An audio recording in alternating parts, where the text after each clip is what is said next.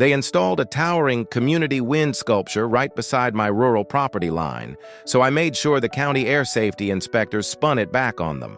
I remembered the first morning I heard it, a low metallic groan that rolled across the pasture like a sick animal. The sculpture was a 30-foot helix of polished steel blades that caught both wind and sunlight, sending flashes into my kitchen window and a moaning hum through my walls. The HOA president, a retired architect who loved to say words like aesthetic cohesion, told me it was meant to be a statement of modern identity. I told him it was a statement of noise pollution. He laughed, saying, "You don't even live in the HOA, so it's not your concern."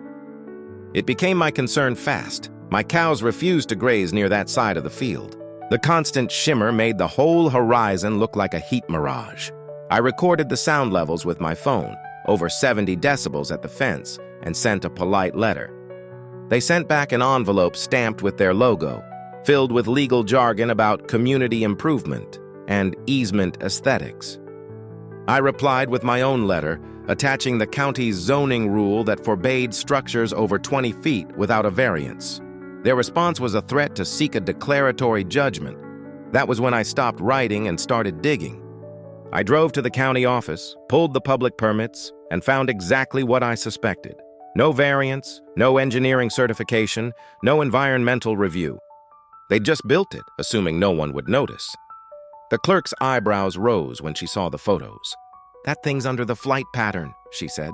"You can file a complaint with air safety compliance." I did, with every measurement attached.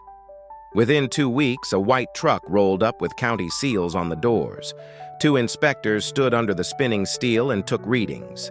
One of them called me over quietly. "You said this went up without notice?"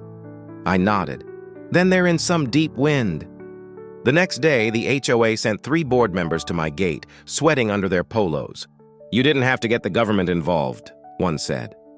I pointed toward the sculpture's shadow stretching across my pasture. "You built first." A week later, the county issued an official stop-use order. The blades were tagged as a flight hazard and noise violation. News crews came out, filming the residents as they took the sculpture apart piece by piece. The once smug architect avoided my eyes, muttering about unfair rural bias. I leaned on the fence, listening to the silence returning to my land. The cows grazing again like nothing had happened. When the last bolt came down and the truck hauled the fragments away, I looked at the empty sky and smiled. I consider revenge taken.